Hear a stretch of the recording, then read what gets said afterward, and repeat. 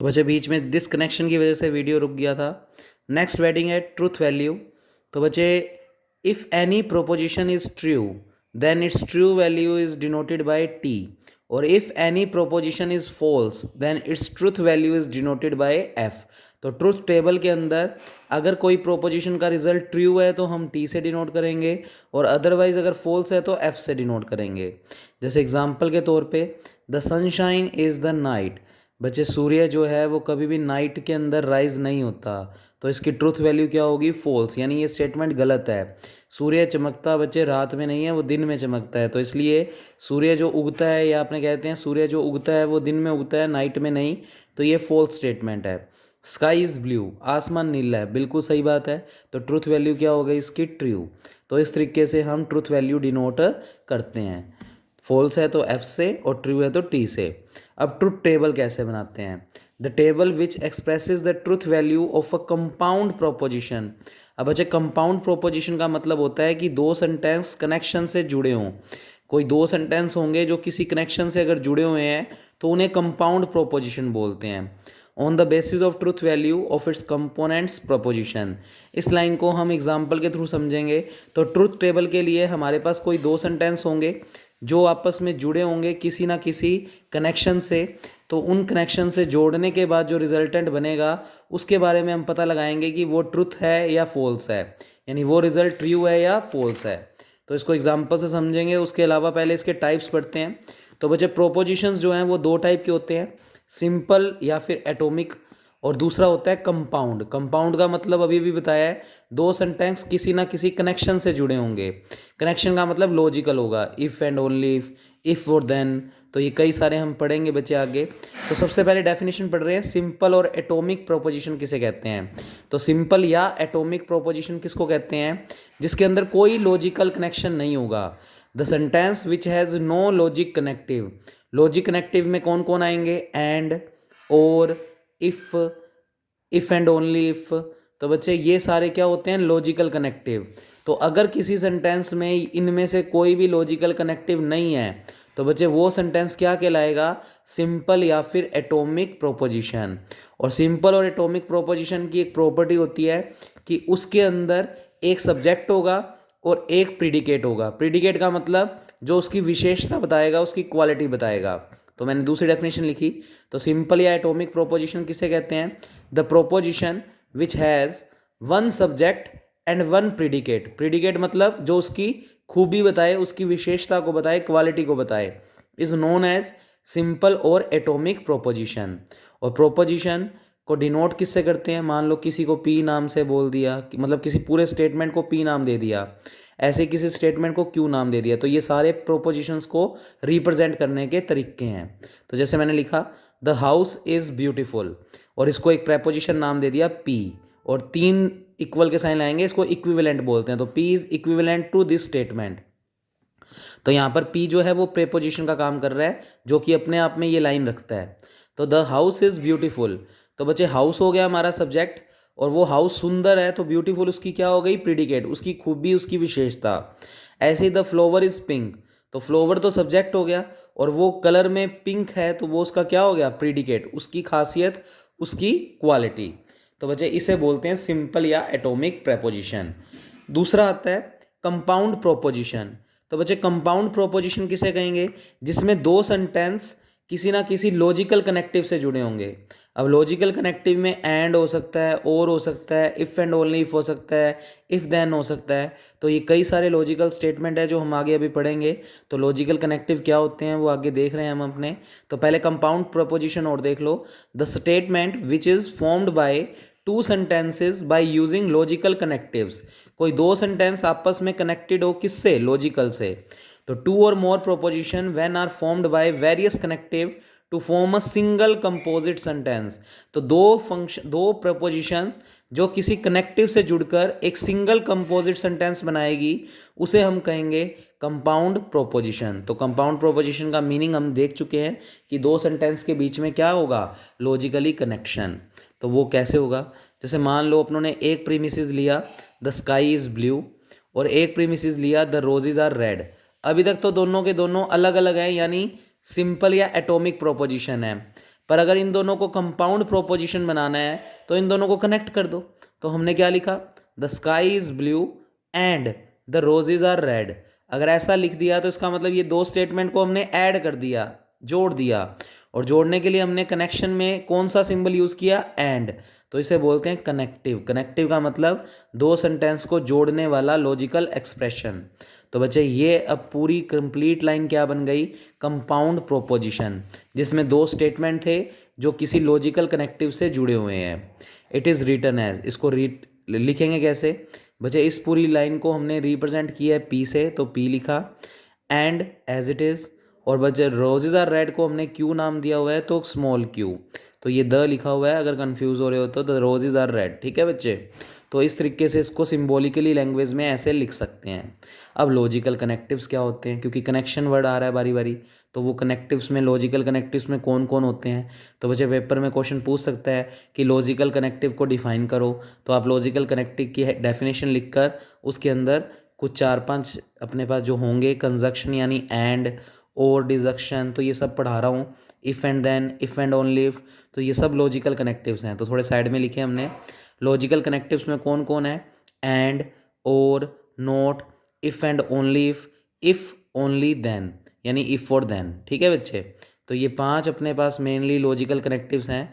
तो the particular words और symbol which are use to make a sentence by two sentence, दो sentence को connect करने के लिए, जोड़ने के लिए जिन सेंटेंसेस का यूज़ करते हैं, जिन कनेक्टिव्स का यूज़ करते हैं सॉरी, उन्हें हम क्या कहेंगे, लॉजिकल कनेक्टिव्स। तो लॉजिकल कनेक्टिव्स में ये सारे होते हैं, इनको वन बाय वन देखते हैं, और इनके कई नाम हैं। अब जैसे एंड का बच्चे 3 नाम है, एंड भी है, इसे जॉइन भी बोलते हैं, और इसे कंजक्शन भी बोलते हैं। इंपॉर्टेंट वर्ड के रूप में कंजक्शन और एंड को याद रखोगे, और इसको सिंबॉलिकली लैंग्वेज में इस तरीके से रिप्रेजेंट करेंगे। तो बच्चे एंड के अंदर थोड़ा सा याद रख सकते हो, ए क्या है, ये वाला सिंबल आ रहा है, तो आप इस तरीके से एंड का सिंबल याद रख सकते हो। तो एंड के 3 नाम हैं, इसे कंजक्शन भी बोलते हैं, और जॉइन भी बोलते हैं, और एंड भी बोलते हैं। और एंड का सिंबल याद रखने के लिए ए को याद रख लेना, तो ए का इतना इतना पोर्शन उठा लिया। When two proposition P or Q are joined by connective and, then this expression is called conjunction of P and Q। तो इसे क्या कहेंगे, P और Q का कंजक्शन, यानी इन दोनों को जोड़ना। तो it is denoted by P and symbol और Q। तो एंड वर्ड अब शब्दों में नहीं लिखेंगे, उसका सिंबल यूज़ करेंगे। तो P एंड Q, यानी P और Q को इकट्ठा कर दिया, कनेक्ट कर दिया। तो एग्जाम्पल के तौर पे जैसे P प्रीमिसेस हमें दिया हुआ है, this is a mathematical books, mathematics book, और क्यों में दिया हुआ है दिस बुक कंटेन्स 200 पेजेस। अब ये दो स्टेटमेंट है, इनको क्योंकि जोड़ सकते हैं, क्योंकि एक ही बात कर रहा है कि कोई मैथ की बुक है जिसमें 200 पेज हैं, तो इसको इकट्ठा एक ही लाइन में हम लिख सकते हैं। तो क्या लिखेंगे, पी एंड क्यू। तो इसको कनेक्ट कैसे करेंगे, this is a mathematics book and it contains 200 pages. तो दिस बुक की जगह हमने इट सिंबल यूज कर लिया, मतलब उस लाइन को इकट्ठा एक लिखने के काम किया हमने। तो पूरा एक्सप्रेशन, पूरी लाइन एक बना दी, और बीच में एंड वर्ड लगा दिया, जिससे इन दोनों को कनेक्ट किया जा सकता है। तो and it contains 200 pages. It से कंफ्यूज मत होना, वो एक प्रॉपर इंग्लिश वर्ड के लिए हमने यूज़ किया है। तो यहाँ पर दिस बुक किसके लिए यूज़ हुआ था, मैथमेटिक्स बुक के लिए, तो उसके लिए हमने इट सिंबल यूज़ कर दिया। अब इसकी ट्रुथ वैल्यू कैसे बनती है, तो ये ट्रुथ वैल्यूज़ हमें टेबल्स बनानी आनी चाहिए कि एंड के लिए क्या प्रॉपर्टी होती है, क्योंकि जब आगे बड़े बड़े क्वेश्चंस करेंगे तो हमें ये सारी प्रॉपर्टीज़ याद करनी पड़ेंगी। तो बच्चे मान लो एक पी प्रीमिसेस है और एक क्यू प्रीमिसेस है। अब हम अगर मान लो, अब इसमें पता कैसे लगता है कि केस कितने बनेंगे, अगर अपने पास मान लो एक ही प्रीमिसेस है, अगर एक ही प्रीमिसेस है मतलब एक ही स्टेटमेंट है, तो बच्चे फॉर्मूला होता है 2 की पावर n। तो 2 की पावर 1 करेंगे तो कितने, मतलब 2, यानी अगर एक ही स्टेटमेंट दिया होगा तो 2 केस बनेंगे। जैसे मान लो सिर्फ पी स्टेटमेंट होता तो फिर 2 केस क्या बनते, या तो ये स्टेटमेंट ट्रू हो सकता है या ये फॉल्स हो सकता है। तो सिर्फ पी स्टेटमेंट होता तो या तो वो ट्रू होता या फॉल्स होता, तो सिर्फ 2 की टेबल बनती। अब अगर 2 प्रीमिसेस है, तो बच्चे अगर प्रीमिसेस की वैल्यू 2 है तो फॉर्मूला होता है 2 की पावर n। अब प्रीमिसेस क्वांटिटी में 2 हैं, पी और क्यू, तो 2 प्रीमिसेस है तो 2 की पावर 2, तो कितना हो गया 4, यानी 4 केस बनेंगे। तो 4 केस क्या क्या बना सकते हैं, पी के केस में हो सकता है 2 ट्रू 2 फॉल्स, और ऐसे क्यू में 1 ट्रू 1 फॉल्स, 1 ट्रू 1 फॉल्स। तो कैसे बनाते हैं 4 केस, बच्चे दोनों true, 1 true 1 false, 1 false 1 true, और दोनों फॉल्स। तो इस तरीके से अगर दो प्रीमिसेस है तो हमने देखा कितने केस बनेंगे, 4। ऐसे ही मान लो 3 स्टेटमेंट है, P Q R, तो बचे 2 की पावर 3 हो जाएगा, यानी 8 केस बनेंगे। तो 8 केस कैसे बनाएंगे, मैं थोड़ा सा हिंट बता रहा हूँ।